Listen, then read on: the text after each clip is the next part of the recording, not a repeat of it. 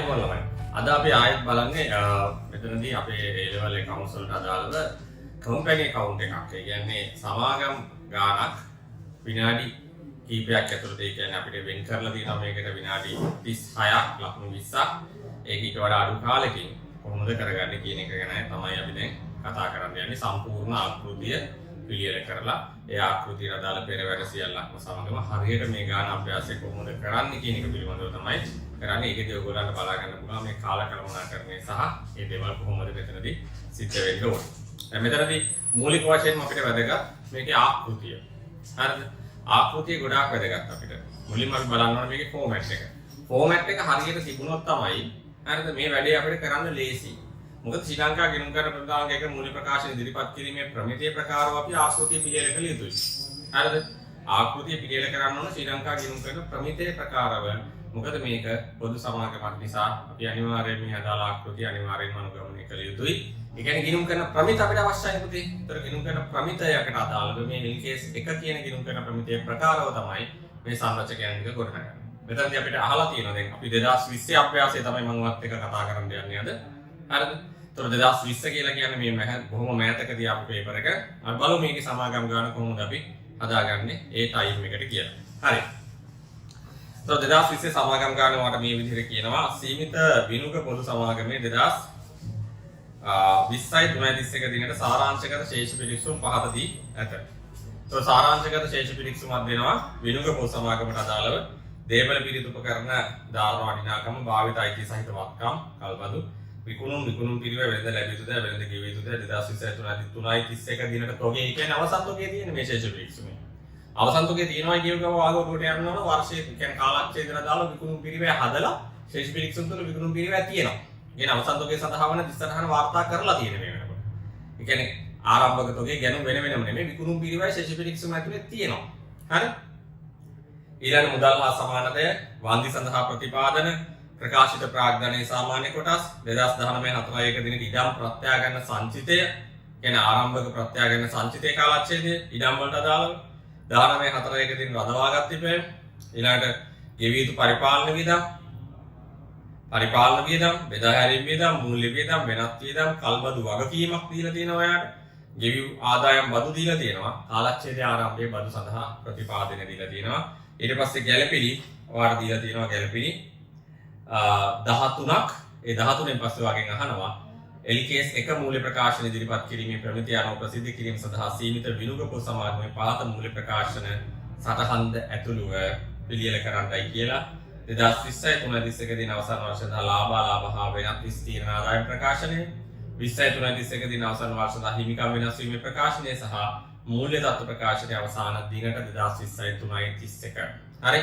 හොඳයි. මේ ආකෘතිය පිළියෙල කර ගැනීම ඉතාමත් වැදගත් අපිට. අපි ආකෘතිය බලමු. එතකොට ආකෘතිය තුළ පළවෙනි එක විදිහට අපි හදනවා. හරිද? ලාභ හා වෙනත් විස්තීර්ණ ආදායම් ප්‍රකාශනය.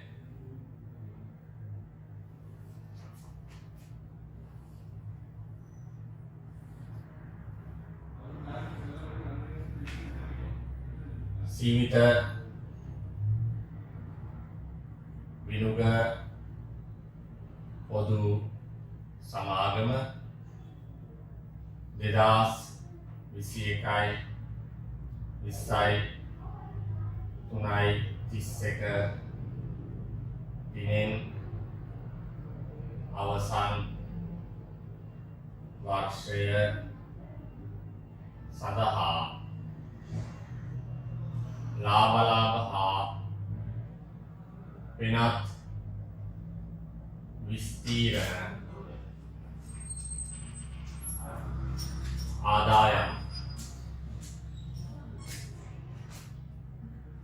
ප්‍රකාශනය. ඒකේ මුලින්ම තියෙන අපේ තේවාර විකුණුම් අපේ ආකෘතිය තුල අඩු කරා විකුණුම් පිරිවැය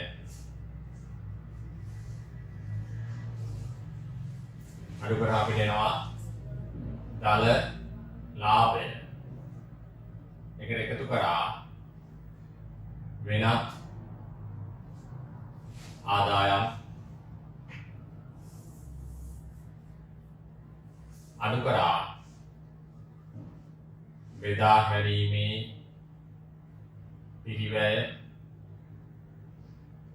පරිපාලන පිරිවැය වෙනත් පිරිවැය හරි ඊළඟට මූල්‍ය පිරිවැය ඒ ටික අඩු කරයින් පස්සේ අපිට එනවා පුතේ බදු පෙර ලාභය එකෙන් අඩු කරනවා බදු ඊට අපිට පස්සේ එනවා කාලච්ඡේදයේ ලාභය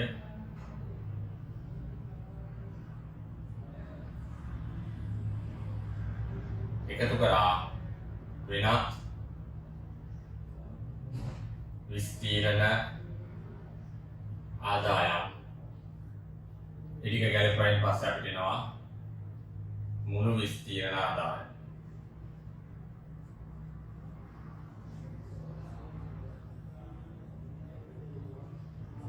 හරි එතකොට අපේ මේකට අදාළව අපිට තියෙන මූලික සටහන දැන් වෙනත් ආදායම් වලට සටහනක් ඉදිරිපත් කරන එක කිසිම ප්‍රශ්නයක් නෑ මොකද වෙනත් ආදායම් තිබුණොත් අපි සටහනකට යන්නේ හොඳයි හරිද ඒතර සාමාන්‍යයෙන් අපේ ව්‍යවහාරයේ ප්‍රකාරව අපිට වෙනත් ආදායම් වලට සටහනකට යන්න පුළුවන් ඒ වගේම බදු පෙර ලාභයේ ගැලපීමේදී පහත් වියදම් අඩු කර ඇත කියලා ඊට අදාළව ගණනය කරපු වියදම් ටික ඉතා වැදගත් වියදම් ටික පෙන්වන්න පුළුවන් අපිට ඒ වගේම තමයි බදු සඳහා සටහනක් දැමීම වඩා උචිතයි හරි ඊළඟ අපෙන් අහනවා මේ සටහන් ටික අපි ගමු. හරි. හිමිකම් වෙනස් වීමේ ප්‍රකාශනය. මේකට අදාළව හිමිකම් වෙනස් වීමේ ප්‍රකාශනය මම මේකේ පොඩක් ඕඩර් එක වෙනස් කරගන්න මොකද මම ඉඩ කඩ මත හින්දා ඔයගොල්ලෝ හිමිකම් වෙනස් වීමේ ප්‍රකාශනය ගෙවෙන එක විදිහට පිළියෙල කරගන්න මම මූලික තත්ත්ව ප්‍රකාශනය ගන්නවා. මොකද ඒක යටින් මට පෙරවැර ටික ගන්න පුළුවන් සටහන් ගන්න පුළුවන් නිසා ඊළඟ. හරි. මූලික තත්ත්ව ප්‍රකාශනය අපි ගත්තොත්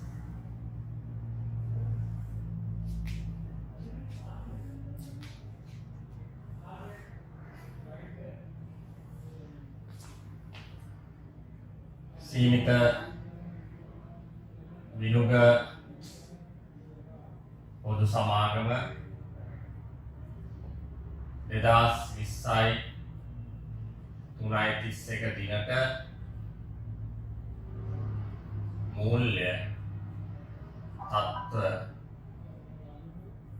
ප්‍රකාශනය මේක තියෙනවා ජංගම නොවන වත්කම් එයාට මූලිකව දේපල පිළියෙත් උපකරණ සටහන් අංක 4 විදිහට හරි භාවිත අයිතිය සහිත වත්කම් භාවිත අයිතිය සහිත වත්කම් සටහන් අංක 5 රුළු දෙකක් ඉඳ තියලා ජංගම වත්කම් ඒකට ප්‍රමාණවත් ඉඩකඩ තියලා සාමාන්‍ය රුල් 5ක් 6ක් අපිට තියෙනවා හරි මුළු වත්කම් ඊළඟ හිමිකම් හා වගකීම්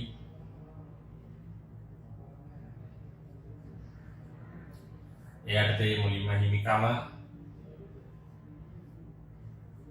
ප්‍රකාශිත රාජධානිය සහ අවශ්‍ය සංචිත වලට ඉඩ තිබ්බා ජංගම නොවන වගකීම් අවසානයේ ජංගම වගකීම්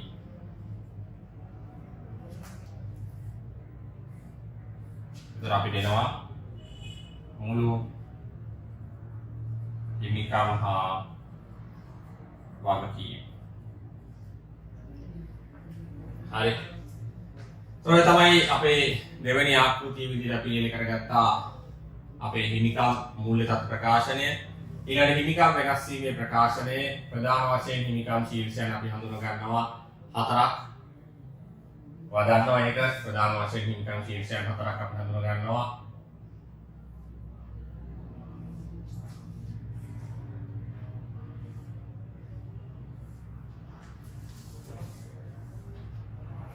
සීමිත විනුග පොදු සමාගම 2020යි 3.31 දිනෙන් අවසන් වර්ෂය සඳහා හිමිකම් වෙනස් වීමේ ප්‍රකාශනය.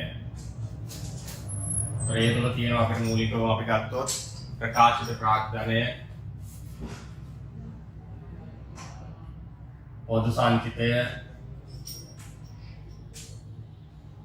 ප්‍රත්‍යාගමන සංචිතය, රඳවාගත් ඉපැයි. හරි. මූලිකව අපිට මේ හතර අවශ්‍යයි. මොකද ඔය හතර තමයි සාමාන්‍යයෙන් තියෙන්නේ. ආකෘතිය අදිනකොට පේපර් එක අතේ නැති වුණත් ඔය හතර දාලා දෙන්නේ. එතකොට කිසි ප්‍රශ්නයක් වෙන්නේ නැහැ. හරි. ඊට අපි සටහන් වලට එමු.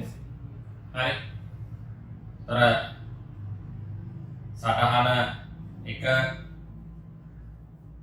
වෙනත් ආදායම් අපි වෙනත් ආදායම් වලට සටහනක් දෙන්න අනිවාර්ය නැහැ. අත්‍යවශ්‍යම නැහැ. කැමති නම් විතරක් දාගන්න. පහසුයි එතකොට. සටහන දෙක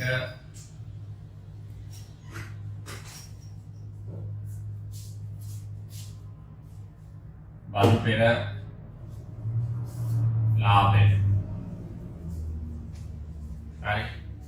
එතනදි ලිව්වා බදු පෙර ලාභය ගණනය කිරීමේදී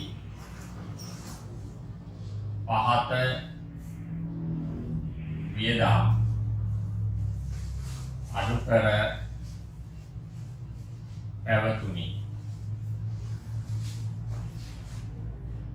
හරි. ඔයගොල්ලෝ පොතේ දෙපැත්තට හොඳ ඊට එකට සහිතව එක දාගන්න. ඊළඟ සටහන තුන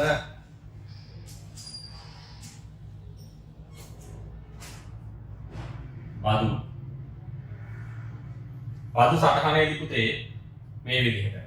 මේක මතක තියාගන්න ආකෘතිය ඇතුළත් කරලා තියෙන එක අපිට වඩා පහසුයි. ප්‍රවර්තන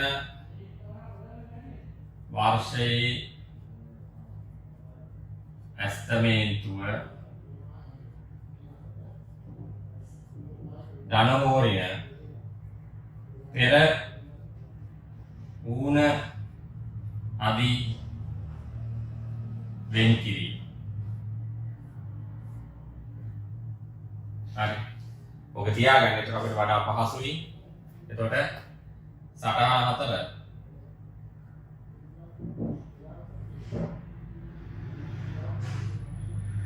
දේපල පිළියෙත උපකරණ. හරි. සටහන හතර දේපල පිළියෙත උපකරණ. අපි ඒකට ආකෘතියක් පිළියෙල කරනවා. දේපල පිළියෙත උපකරණ වලට මෙතන දේපල පිළියෙත උපකරණ කොච්චර තියෙනවද බලන්න. ඉඩම් තියෙනවා, ගොඩනැගිලි තියෙනවා, මෝටර රථය තියෙනවා. හරි. ඊළඟට කාර්යාල උපකරණේ තියෙනවා. හරිද? එතකොට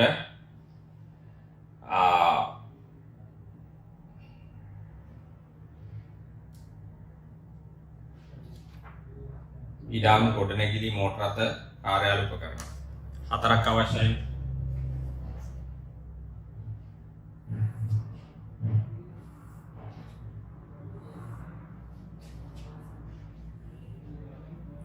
ඉඩම්, ගොඩනැගිලි, මෝටර රථ, කාර්යාල උපකරණ එකතු. හරි. ඔය විදිහට අපි අපේ ආකෘතිය පිළියෙල කරගත්ත. එතනදී මතක තියාගන්න පිරිවැය හෝ ප්‍රත්‍යාගනිත අගය ඒක 2019යි 4 ශේෂය අවසානයේ 2020යි 3.31 ශේෂය. පිරිවැය හෝ ප්‍රත්‍යාගරණය මත සිදුවෙච්ච වෙනස්කම් ටික මේ තුල පැහැදිලි වෙනවා. ඊළඟ සමුච්චිත ෂය යටතේ 2019යි 4යි එක ශේෂය අපිට එනවා 2020යි 3යි 31 ශේෂය. එකතුවේ ධාරණකයේ අරගෙන එක තමයි මූලික තත්ත්ව ප්‍රකාශනය පෙන්වන්නේ. ධාරණකය එකතු තීරුවේ ධාරණකය ගන්න තම ප්‍රමාණවත්. ඊළඟ අපිට පුළුවන් පෙරවැඩ ටික සටහන් තම අවශ්‍යයි. සාමාන්‍යයෙන් අපිට භාගයක් විතර ඉඳ තියලා. හරිද? තමයි අපි පෙරවැඩ වලට යන්නේ. හරි? ඒක නිසා හැම කෙනෙක්ම හොඳට බලා ගන්න දැන් මේ වැඩේ කොහොමද කෙරෙන්නේ කියන එක. ඒ කියන්නේ මේක ආකෘතියනේ. දැන් මෙතනින් එහාට සටහනක 5 අපි වාර්තා කරගන්න අවශ්‍ය වෙනකොට මොකද්ද? කලබදු භාවිතයිති සහිත වක්‍රම් කියන සටහන. ඊළඟට තව සටහන් වලට පිටු භාගයක් ඉඳ තියලා තමයි අපි පෙර වැඩ වලට යන්නේ. මේක මතක තියාගන්න හැමදාම. හොඳයි. දැන් අපි මේක කරන්නයි යන්නේ. හරිද? දැන් හැම කෙනෙක්ම බලන්න මේකත් එක්ක මේ වෙලාවෙ ඉඳන් පටන් ගත්තාම මේකට යන ටයිම් එක කොහොමද යන්නේ? ඒක හරියට කරගන්නේ කොහොමද කියලා අපිට ශේෂ පිරික්සුමක් දීලා තිබුණා. ශේෂ පිරික්සුම සමාන වෙලා තියෙනවා.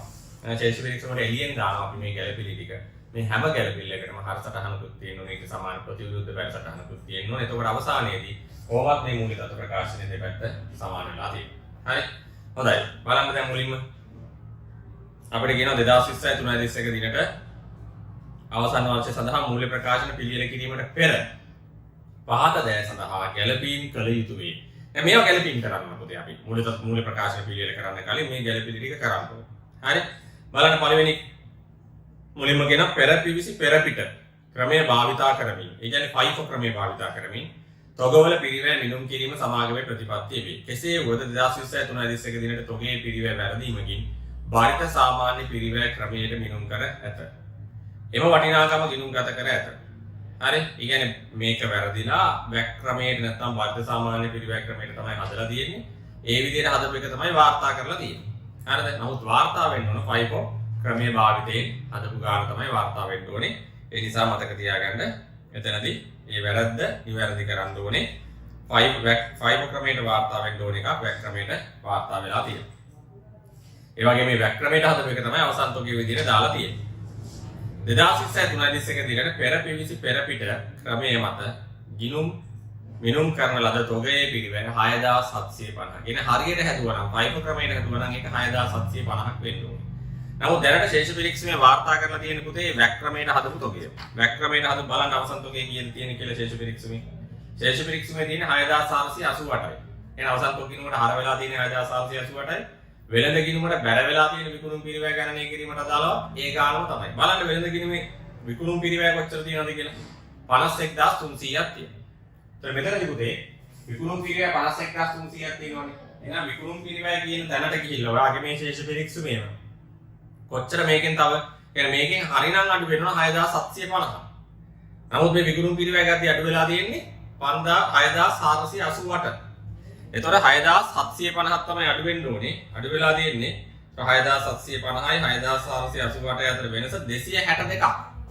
ඒ කියන්නේ විකුණුම් පිරිවැයෙන් තව 262ක් අඩු වෙන්න ඕනේ. හරිද? ඔයාගේ පැන්සල් හරි පෑන හරි අරගෙන එතෙන්ට ගිහිල්ලා මේ කරන විදිහ කියන්නේ ඉතා අපහසුයි. ඒ විකුණුම් පිරිවැය කියන තැනට දාගන්න රින 262යි. ඒ වගේම තොගයට එකතු කරගන්න 262. හරිද?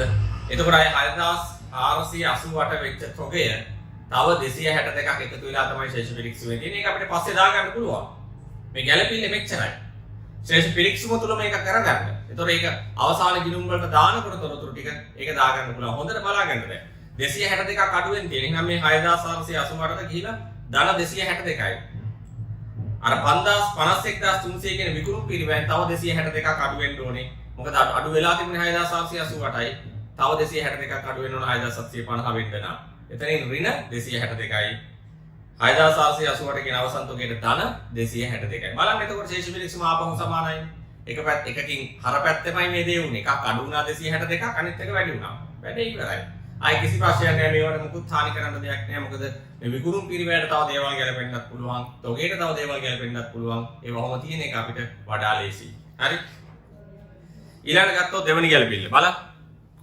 වර්ෂයේ සඳහා පරිපාලන වියදම් පහත අයිටම් වලින් සමන්විත විය. වර්ෂය සඳහා අදාළ පරිපාලන වියදම් පහත අයිතමයන්ගෙන් සමන්විත වුණාලු. හරිද? ඒක හරි පුතේ. ඒක කිසි ප්‍රශ්නයක් නෑ. අධ්‍යක්ෂකරුන්ගේ වේතන තියෙන 1250, සේවකවරුන්ට 2150, ෂේ වියදම 2225, විගණන ගාස්තු 275, වෙනත් පරිපාලන වියදම් 2562ක්. එකතුව 6462යි. ඔය 6462 තමයි වාගේ ශේෂ පිරික්සුමේ තියෙන 6462 පරිපාලන වියදම් කියලා. ඒක කිසි වැරද්දක් නෑ. ඒක හරි. ඇයි එහෙනම් ඕක අපිට ඉදිරිපත් කරන්නේ? ඔය විදිහට මේ විදිහට ඔය දැන් ගිය අවුරුද්දෙත් එහෙමයි, ඉස්සෙල්ලා අවුරුද්දෙත් එහෙමයි. පේපර් එකේ ඔය විදිහට දීලා තියෙනවා. ඇයි ඔහොම දෙන්නේ කියලා චුට්ටක් හිතන්නකෝ. ඕක දෙන්නේ පුතේ ඔතන තියෙන වැදගත් තොරතුරු ඔයා මේ බදු පෙරලාභයේ ගණනය කිරීමේදී පහත වියදම් අඩු කර පැවතුණු කියන සටහන තුල ඉදිරිපත් කරන්න. මොකද අපි සමාගම් ගාන හදනකොට පුතේ මෙතන පරිපාලන වියදම් වල එකතුව දාන්නේ.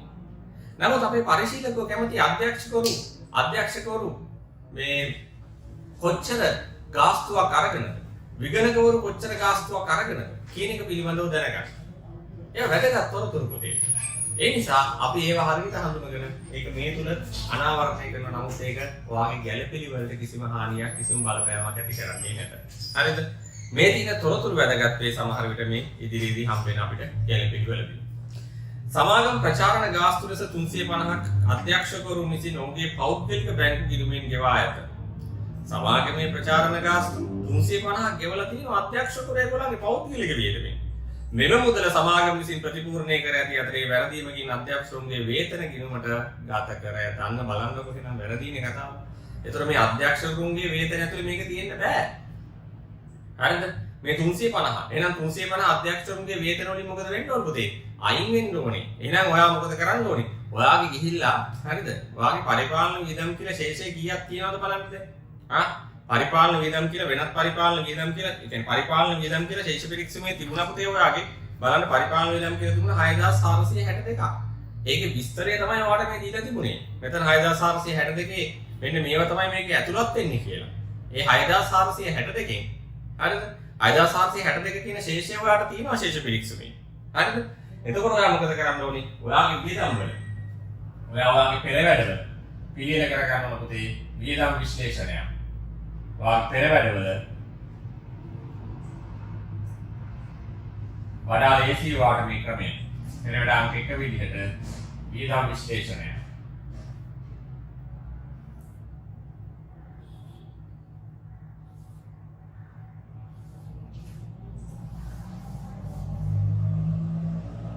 කාවාලේ පිට තුන් කාලයකට විතර ගහගන්න. බෙදා හැරී පරිපාලන වෙනත් මූල්‍ය ශේෂයන් දැම්මා. හරිද? ශේෂයන් දාන්න තියෙනවා. උතන ශේෂයේ විදිහට වා දානවා පුතේ 6462. ඒකනේ ආ වාර්තා කරලා තිබ්බ ගාන. හැබැයි ඕකෙදි මතක තියාගන්න. ඕකෙදි දැන් මොකද වෙන්නේ? හරිද? ඔය පරිපාලන වියදම් ඇතුළේ තියෙන 6462කින් අධ්‍යක්ෂකවරුන්ට අදාළ නොවන වේතනයක් උතනද ඒක ප්‍රචාරණයක්. ඒක ඇත්තටම වාර්තා වෙන්න ප්‍රචාරණයක් විදිහට. හරිද? දැන් මේක අධ්‍යක්ෂකවරු මුදලින් ගෙවලා ඒක අධ්‍යක්ෂකවරුන්ට ව්‍යාපාරයෙන් ගෙවලා.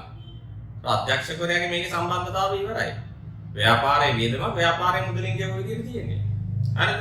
නම් මේක පරිපාලන වියදම් වලින් මොකද වෙන්න ඕනේ? මෙන්න මේ ගාන මේ 350ක වටිනාකම මෙතනින් අඩු වෙලා ඒක බෙදා හැරීමේ වියදමක් විදිහට 350 වාර්තා වෙන්න ඕනේ. හරිද?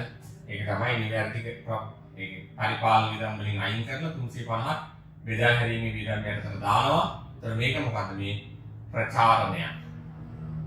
ප්‍රචාරණය. වැරදියට දාලා තිබ්බ එක හරි ගැස්සුවා. ඔය ශේෂයේ විදිහට මෙතන 6400 ගාන දාගන්න පුළුවන් කිසි ප්‍රශ්නයක් නැහැ පසුව.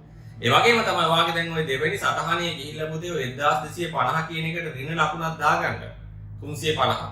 ඒක වෙනම කතාවක්. මොකද ඔයා මෙතන බදු පෙරලාභය ගණනය කිරීමේදී පහත වේදම් අඩු කර ඇත කියලා නිකන් පෙන්නන්න එපා. ඒවට වැදගත් වේදම් පරිශීලකයන්ට වැදගත් වේදම්. ඒ තුල ඔයා අධ්‍යක්ෂකරුන්ගේ වේතන කියලා එතකොට 1250 පෙන්නන්න බෑනේ. එතන ඔයාලට පෙන්නන්න වෙන්නේ මේ 350 අඩු කරලා රුපියල් 900යි.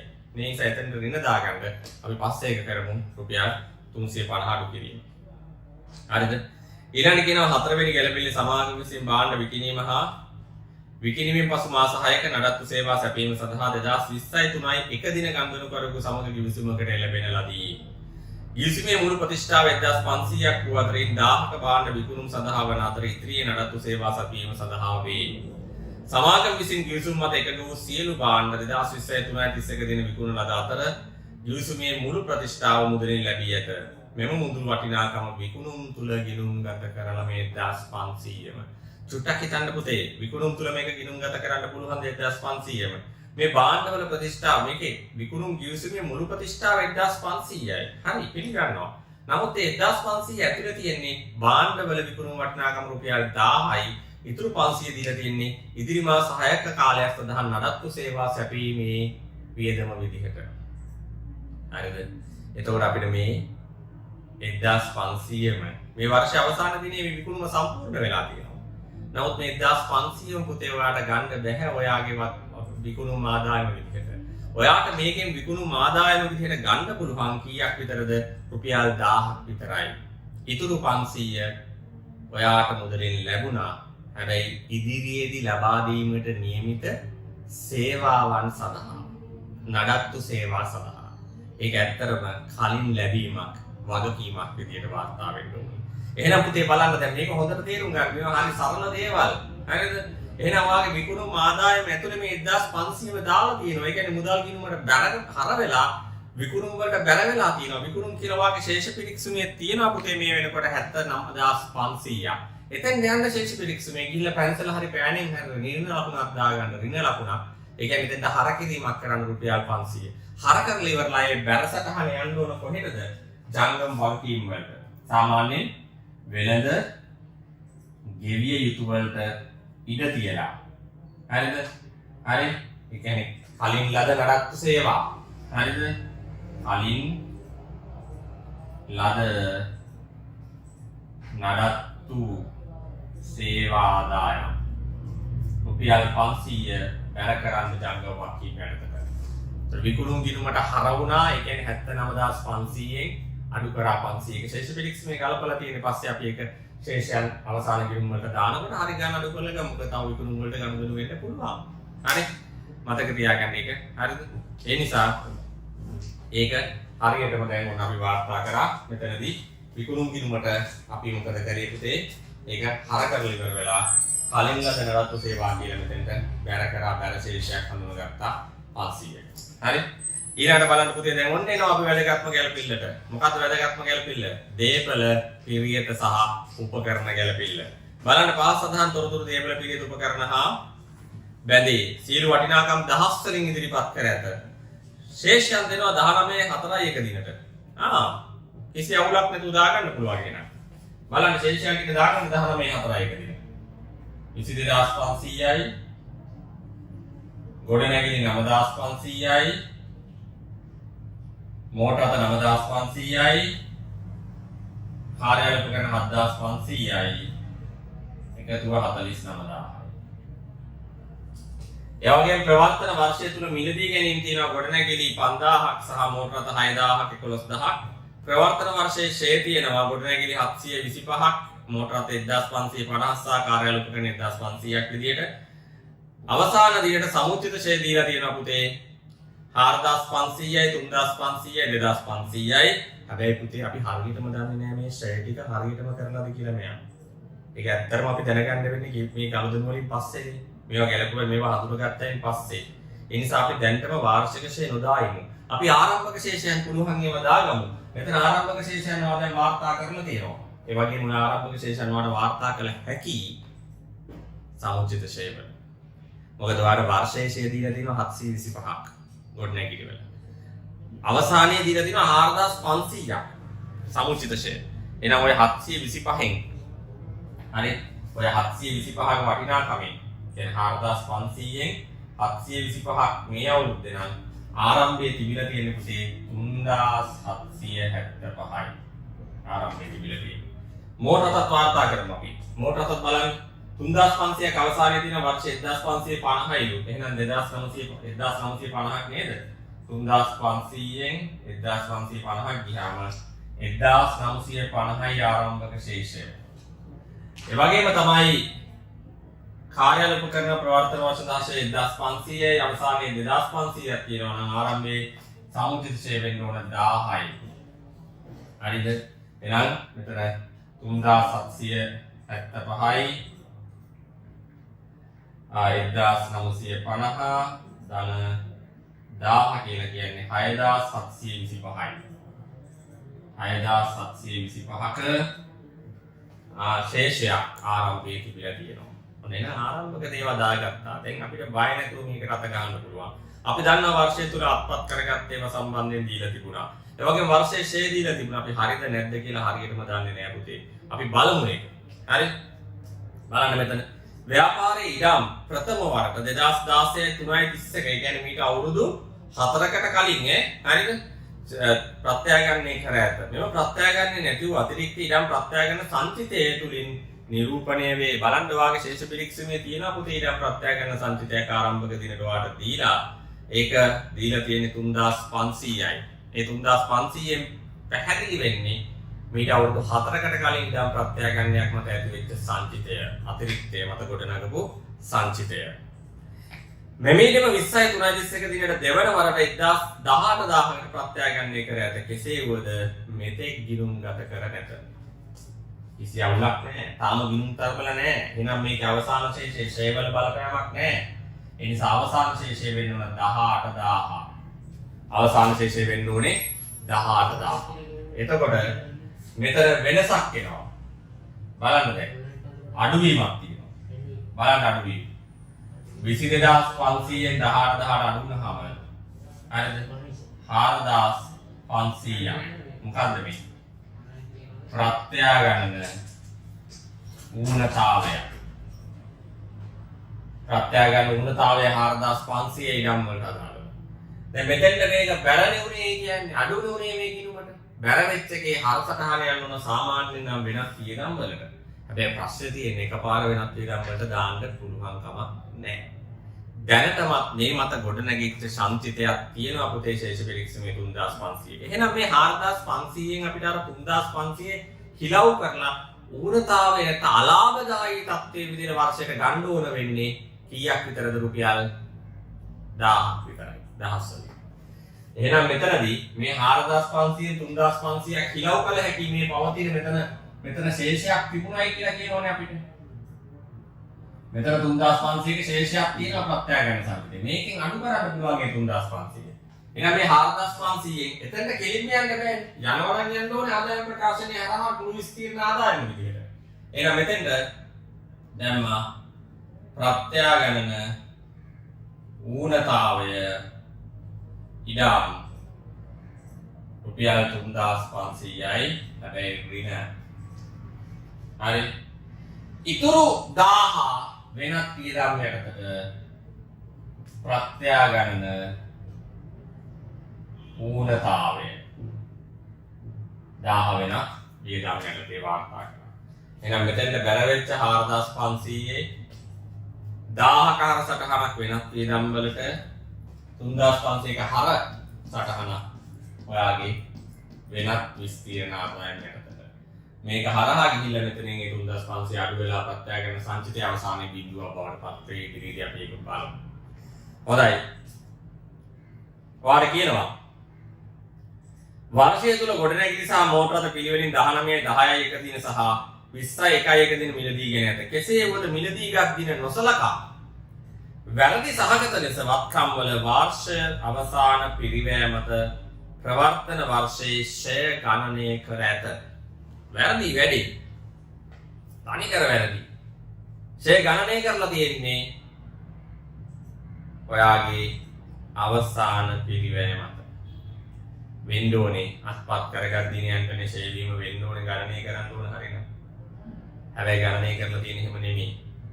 එහෙනම් අපි මේ ගොඩනැගිලි මෝටර රථ සහ කාර්යාල උපකරණ වලට අදාළ වාර්ෂික ෂය ගමු. කාර්යාල උපකරණ ගැන නම් ප්‍රශ්නයක් නෑ පුතේ ඇත්තටම. කාර්යාල උපකරණ මිලදී ගැනීමක් ඉවත් කිරීමක් ගැන වර්ෂය තුල සඳහන් වෙන්නේ නෑ. කාර්යාල උපකරණ මිලදී ගැනීමක් ඉවත් කිරීමක් විදිහට සටහන් නොවීම මත අපිට කාර්යාල උපකරණ වල ෂය වල වැරද්දක් දකින්න බෑ. 7500 කාර්යාල උපකරණ වල පිරිවැය තිබුණේ. ඒතර මේ 7500 120යි 120යි කියලා කියන්නේ 1500ක හරි. ඒකේ ප්‍රශ්නයක් නෑ. ඔන්න එහෙනම් අපි වාර්ෂික ෂය හදමු. පෙර වැඩවල වාර්ෂික ෂය වාර්ෂික ෂය ටික හදන්න යන්නේ.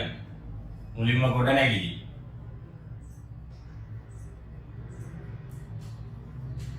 ගොඩනැගිලි වල ගත්තොත් අපි ආරම්භක ශේෂය තිබ්බා 9500ක්. ඒකට මුළු අවුල් කරනවා. මේ 9500ක 5යි. හැබැයි අලුතින් ගත්ත 5000ට. අලුතින් ගත්ත 5000ට ෂේ වෙන්න ඕනේ. ඒක අරන් තියෙන්නේ 10යි එක මාස 6යි. 5යි 12න් 6යි. එහෙනම් 9500 ට 5යි කියලා කියන්නේ අපි දන්නවා 9500 5යි කියන්නේ 475යි. හරි. මෙතන 5000 5යි කියලා කියන්නේ 250යි. ඒකෙන් භාගයක් කියලා කියන්නේ 125යි. මේ එකතුව 600ක්. හැබැයි බලන්න එයා ෂේ අරගෙන තිබුණේ මේ 14500 කියන්නේ 9500 දන 5000 14500 ගෙලින්ම 5ක් නේ 725. ඒක නෙමෙයි වාර්ෂික ෂේ වේතන මෙතෙන්ට. එහෙනම් මෙතෙන්ට වාර්ෂික ෂේ එකතු වෙන්න බෑ. ෂේ කියලා මෙතෙන්ට එන්න ඕන පුතේ 600යි. හරි ගන්න. ප්‍රශ්නේ තියෙන්නේ ඔය ගොඩනැගිලි ෂය මේ වෙනකොට ඔයාගේ වෙනත් පරිපාලන වියදම් ඇතුලේ තියෙනවා පුතේ. ඒ පරිපාලන වියදම් කියන ශේෂය තුල ඔයාලට දුන්නා දෙවෙනි ගැළපීලා බලන්න. පරිපාලන වියදම් එකේ බ්‍රේක් ඩවුන් එක දෙනවා නේද? එතන තියෙනවා ෂය කියලා 2225ක්. හරි? ඒ 2225 එකතු අතර තියෙනවානේ බලන්න. ගොඩනැගිලි සහ කාර්යාල උපකරණ වල දෙකේ එකතුවයි තියෙන්නේ. මෝටර රථවල ෂයත් බෙදා හැරීම වියදම් ඇතුලේ. ඒක ප්‍රශ්නයක් නැහැ. හරි? එහෙනම් මේ 725ක ගොඩනැගිලි වාර්ෂික ෂයයි කාර්යාල උපකරණ වල 1500ක වාර්ෂික ෂය තමයි ඔය තියෙන්නේ 2225. හරි? ඒකෙන් දැන් ෂය ඔයා දාලා තිබුණේ ගොඩනැගිලි වලට 725ක්. හැබැයි හරි ගාන වෙන්න ඕන 600ක්. ඒ නිසා පුතේ මෙතනින් අඩු වෙනවා ගොඩනැගිලි ෂය කියලා කීයද පරිපාලන වියදම් වලින් තව 125ක් අඩු වෙන්න ඕනේ. හරි? ඒ වගේම ඔයාගේ ශේෂ අර දෙවෙනි ගැළපිල්ලෙත් ගිහිල්ලා ෂේ වියදම කියන එකට ඍණ දාගත්තා 225ක්. හරි? ඊළඟට මෝටර රථ.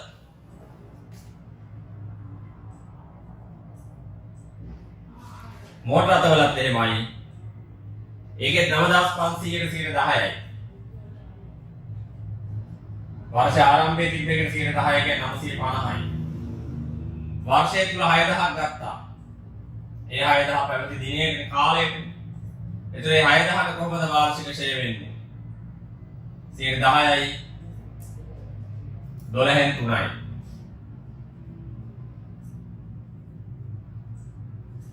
600ට 12න් 3යි කියලා කියන්නේ 150යි.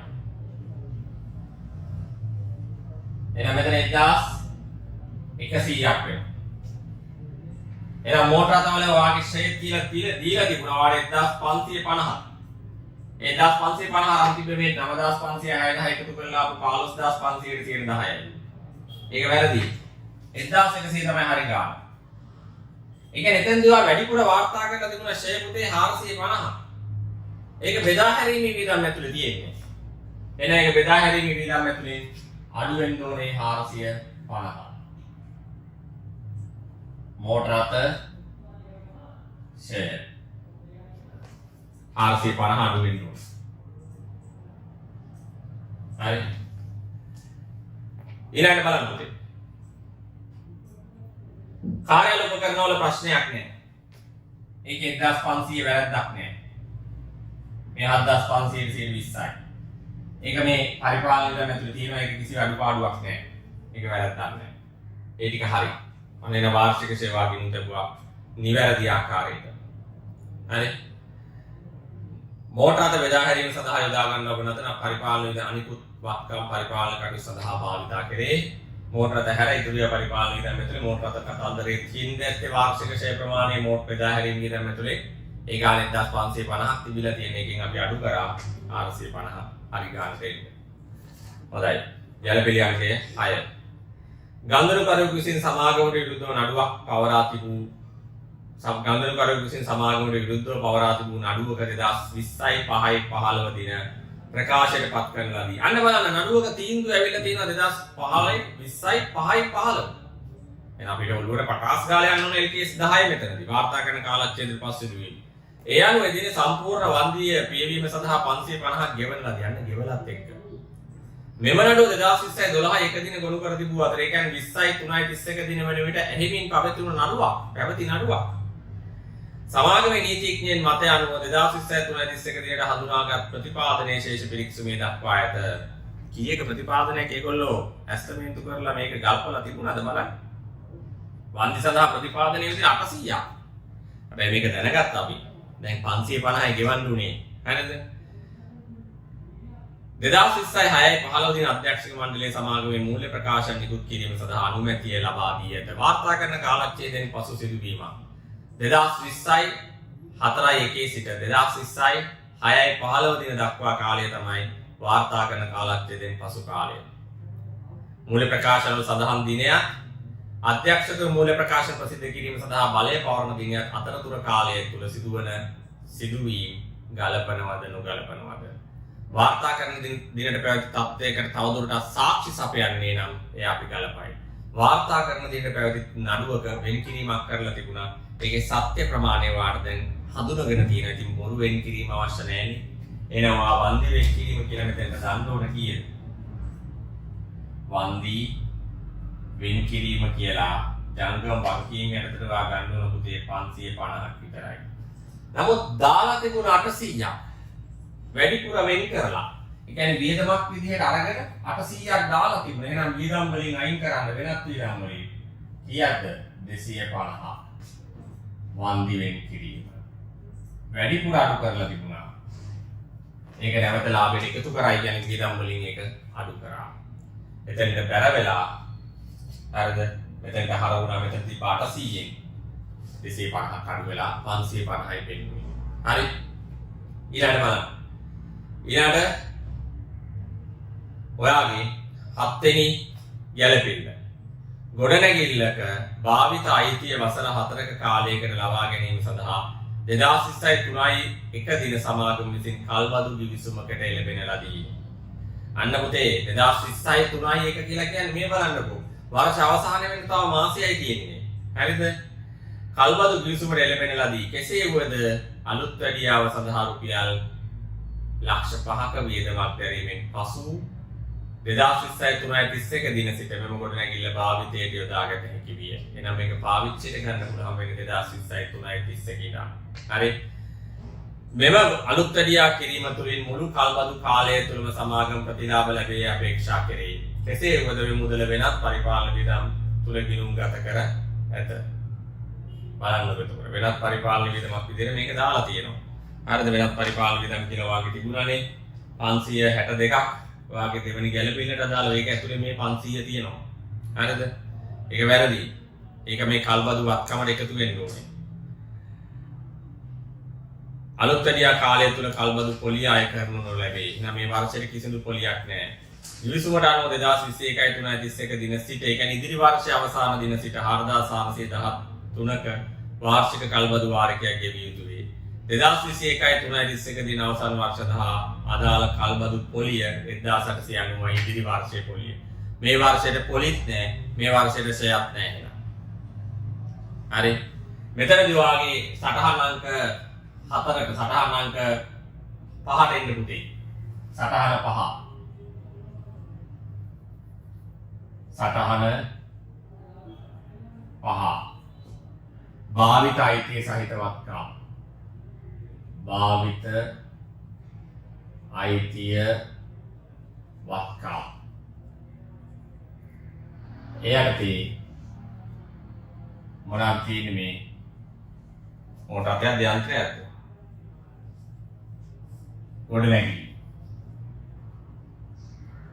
ගොඩනැගිලි වාගේ ශේෂ පිරික්සුමක් තිබුණා. භාවිත අයිතිය සහිත වත්කම් කියලා කීයක් තිබුණාද? 12600ක් තිබුණා. හරිද? නමුත් මේ 12600 නෙමෙයි පුතේ හරි ගාන වෙන්නේ. මතක තියාගන්න මේකට මේක භාවිතා කරන්න බෑ අලුත් වැඩියාව කරන්න. ඒ නිසා අලුත් වැඩියාව වියදමක් විදිහට හඳුන ගන්න අවශ්‍ය නැහැ. ඒක අපිට මේ වත්කමට එකතු කරන්න පුළුවන්. එහෙනම් අලුත් වැඩියාව වියදම් ඔයාගේ පරිපාලන වියදම් වලින් අයින් කරලා 500 ඒක මෙතෙන්ට එකතු කරන්න ඕනේ. එතකොට ආගේ වත්කමේ අගේ ඉන්නේ කීයද? 13100යි. මේකෙන් අඩු වෙන්න ඕන සමුච්චිත ෂෙයා මේකට අදාළව. නමුත් මේකට අදාළව කිසිදු සමුච්චිත ෂෙයා හඳුනා ගැනීමක් අවශ්‍ය වෙන්නේ නැහැ. එනම් භාවිත අයිතිය සහිත වත්කම් ඔයාගේ පොත්වල දෙන්න ඕන සටහනංග 5 විදියට 13100ම තමයි ඒ වගේ ධාරණා කියන්නේ. ඒ වගේම ඔයාගේ ශේෂ පිරික්සුමේ තියෙනවා පුතේ බලන්න හොඳට ඔයාගේ කල්බදු වගකීම කියලා 12600. ඒක හරි. මොකද අර 500 මුදලින් ගෙවලානේ. වගකීම විදිහට තියෙන මේ 12600 තමයි. හැබැයි මේ 12600 මතක තියාගන්න පුතේ ඔයාගේ දැන් කල්බදු වගකීම මේ 12600 තියෙන්නේ ඉදිරි වර්ෂ කීයකට අදාළද? ඒකෙදි ඊළඟ වර්ෂයේ ගෙවීමට නියමිත වාරිකයේ ඇතුළත් ණය මුදලේ කොටස වෙන්නේ ජංගම වගකීම. ඊට පස්සේ ගෙවන්න තියෙන වල කොටස ජංගම නොවන වගකීම. ඒ නිසා අපි මේක දෙකට බෙදා ගන්න ඕනේ. හරිද? මම ෂේඩි කයින් කරන්න. එතකොට මෙතනදී කල්බදු වගකීම 12600යි. මේ 12600 දෙකට බෙදෙනවා. එකක් ජංගම වගකීම අනිත් එක ජංගම නොවන වගකීම. ජංගම වගකීම වෙන්නේ ඉදිරි වාරයකින් ඉදිරි වර්ෂයේ පොලි අඩු කරලා 4713යි පුතේ ඊළඟ වාරිකයේ. ඒකෙන් අඩු කරා ඒකේ පොලිය අපිට දුන්න 1890ක්. එහෙනම් 4413න් 1890ක් අඩු වුණාම කීයද? 4413න් 1890ක් අඩු වුණාම 2523යි ජංගම වගකීම. දැන් ජංගම නොවන වගකීම වෙන්නේ මුළු වගකීම 12600 නම් ජංගම වගකීම 2523 නම් වාගෙනවා ජංගම නොවන වගකීම කිය 10077ක්.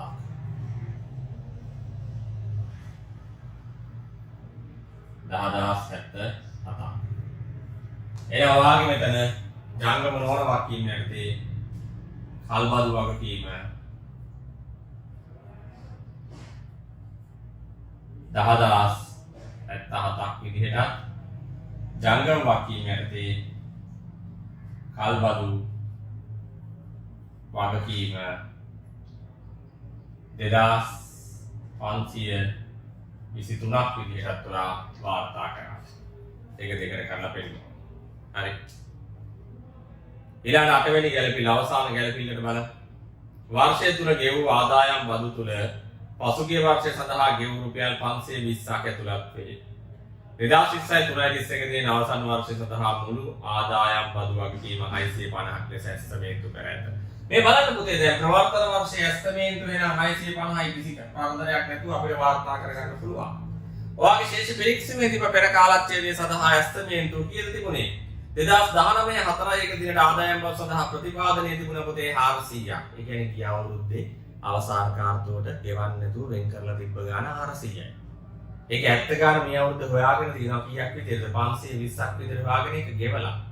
ඒ කියන්නේ ගිය අවුරුද්ද වෙනුවෙන් වෙන් කරලා තියෙන්නේ වේදමක් විදිහට හඳුනගෙන තියෙන්නේ 400ක් විතරනේ. නමුත් හරි ගාන වෙන්න ඕන 520යි. ඒ කියන්නේ තව 120ක වේදමක් අපි හඳුන ගන්න ඕනේ. ඒ කියන්නේ ගිය අවුරුද්ද සඳහා ඌන ප්‍රතිපාදනය 120යි. ඒක අපි මේකට එකතු කරලා ගත්තාම 770ක් තමයි පුතේ වාගේ ආදායම් වල වේදම් විදිහට වාගේ ආදායම් ප්‍රකාශනය යනවා 770. ඊට පස්සේ කල්බදු වගකීම ගන්නකොට මම පොඩි ට්‍රික් එකක් කියලා දෙන්න. ඒක පටස් ගාලා ගන්න.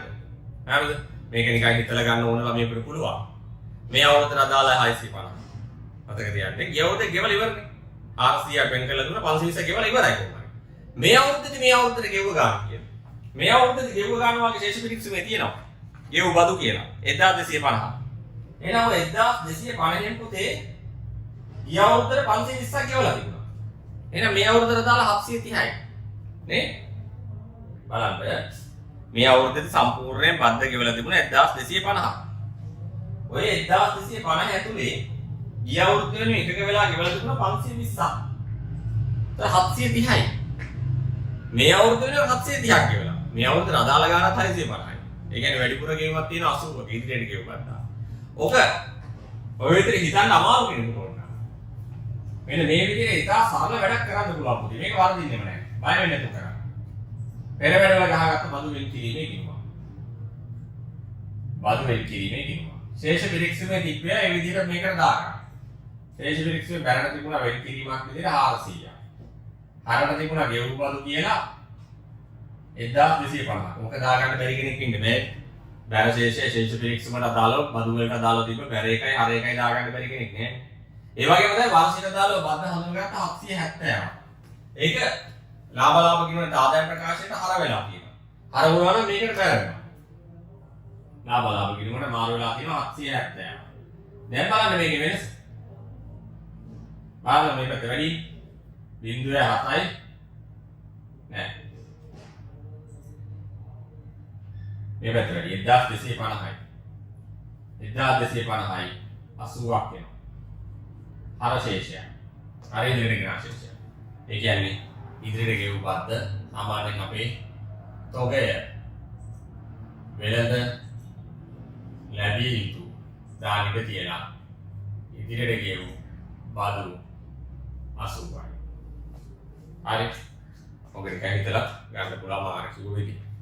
දැන් එන්න පුතේ ශේෂ පිරික්සීම. යාල පිළිවෙලයි. ශේෂ පිරික්සීමේ. ශේෂ පිරික්සීමේ තියෙනවට විස්තරහන්න ඕනේ.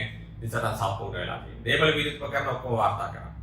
භාවිතයි සහිතවත්කම් වාර්තා කරා. දැන් නිකුණු දාගන්න හරි ගන්නවා. දැන් මෙතන ඍණ ලකුණක් දාලා තියෙනවා 500යි.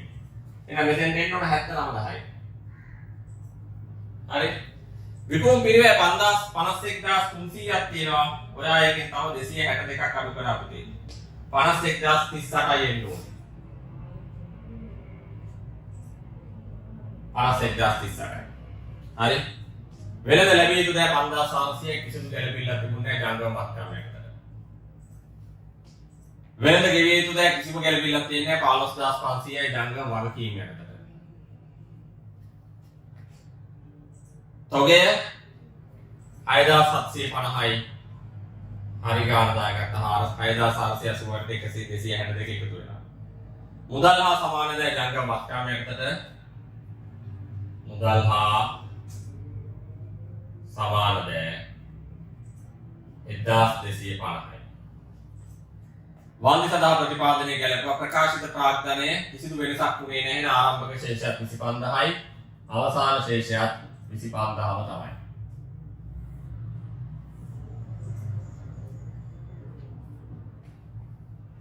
ප්‍රත්‍යාගන්න සංචිතය ආරම්භක ශේෂය අපි එක නිකන් දාගත්ත කලින්ම රඳවාගත් ඉපැම් වල ආරම්භක ශේෂය 5650යි. ඔන්න සංචිත කතාවක් නෑ. ගෙවිය යුතු පරිපාලන විධම් ජංගම වගකීම් යටතට ගෙවිය යුතු පරිපාලන ජංගම වගකීම් යටතට 300යි. පරිපාලන විධම් වල ශේෂය 6462යි. බෙදා හැරීම් විධම් වල ශේෂය 5600යි. මූල්‍ය පිරිවැය වල එකතු 1900යි.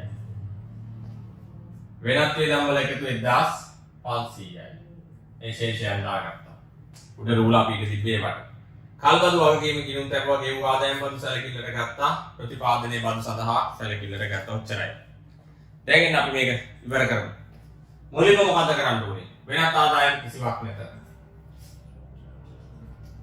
මෙතන තාම සුදු දැම්මේ නැහැ මම කියලා දෙන්න දාන්න මොනවද කියලා. බදු දාගත්තා.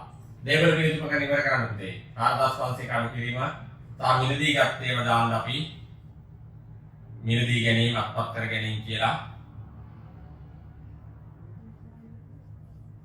මිලදී ගැනීම අපි වාර්තා කරේ නැහැ. ඒක අපිට ඉස්සෙල්ලා තියෙනවා මිලදී ගැනීම වාර්තා කරන එක. හරි. 5000යි 6000යි ගොඩනැගිලි සහ මෝටර. ගොඩනැගිලි 5000යි මේක 6000යි. එහෙනම් මෙතන 14500යි 15500යි 7500යි 11000යි 60000යි 50 50000යි. හරිනේ?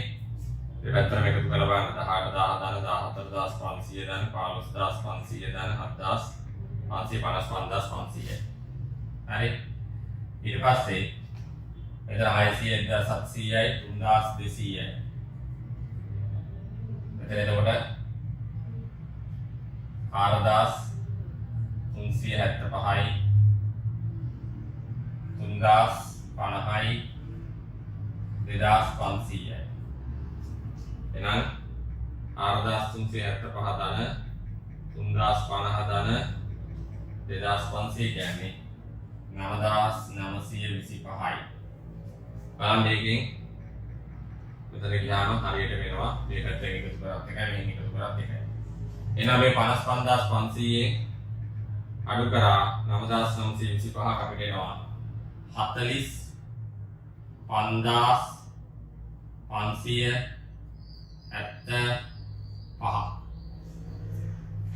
නම් මෙතෙන් එනවා 45575. සටහනක 6ක් හරි කල්බදු භාවිතයි කිය 13100යි. ඊළඟ පෙරහැර සටහන් ඉවරයි. පෙරහැර වල එකතුව විදම් වල එකතුව විතරයි දාන්න තියෙන්නේ. අනිත් ඔක්කොම කරලා ඉවරයි මේ වෙනකොට. ඒතර බෙදා හැරීම විදම් 5600ක් තිබුණා. එකතු කරා 350ක් අඩු කරා 450ක්. එතකොට අපිට ආවා 5500යි. හරි. පරිපාලන වියදම් 6462ක් තිබුණා. 6462ක්. ඒකෙන් අඩු කරා 350ක් අඩු කරා 125ක් අඩු කරා 500ක්. 5487යි. හරි. ඊළඟ 1500ක් තිබුණා. එකතු කරා 1000ක් අඩු කරා 250ක් 2250යි. මූල්‍ය වල කිසිදු වෙනසක් නැහැ 1900යි. ඒ ටික අපි මේකට දාගමු. 5500 5487 2250 1900. හරි. බද්දෙන් කිරින් සියල්ලක්ම දාලා. දැන් මේක ඉවර කරමු අපි. ඒතර 79000 ඍණ 51038 කියලා කියන්නේ 27962යි. 27962යි. 5500 ධන 5487 ධන 2250 ධන 1900 15137යි. මේකෙන් 27962ක් ගියාම 12825යි. ඒකෙන් 770ක් ගියාම 12055යි. එතන 3500ක ප්‍රත්‍යාගයන් උන්නතාවයේ ගැලපීම සහිතව ගත්තාම අපිට එනවා මුළු විස්තීර්ණ ආදායම 8555. මේක එන්නේ පුතේ මෙතනට. මුළු විස්තීර්ණ ආදායමෙන් ප්‍රත්‍යාගන්න සංචිතයේ අඩුවීම ප්‍රත්‍යාගන්න සංචිතයට කාලච්ඡේදයේ ලාභය 12055 රඳවාගත් තිබෙනවා. එකතුව පුතේ 8555යි. මෙතන මොකුත් නැහැ, මේකේ මොකුත් නැහැ. මෙතන එතකොට 12055 ධන 5650 17705යි. හරි. එහෙනම් හිමිකම් යටතේ ප්‍රකාශිත ප්‍රාග්ධනයේ 25000යි. රඳවාගත් තිබෙම විතරයි තියෙන්නේ. ඒක 17705යි. එතන 5යි 0යි 7යි 2යි 4යි 42705යි. මෙතන එනවා 10077ක්. වගකීම් වල එකතු වෙනවා 15500 ධන 500 ධන 550 ධන 2523 ධන 300 19373යි. හරි. ඊට පස්සේ ඒකට එකතු කරා 10077 ධන 42705 72155යි. මේ පැත්තේ බලන්න. හරි. මෙතන එකතුව 5075 ධන 13100 100 කියලා කියන්නේ 58675යි. මෙතන 6750 ධන 5400 ධන 80 ධන 1250 13480යි. ධන 58675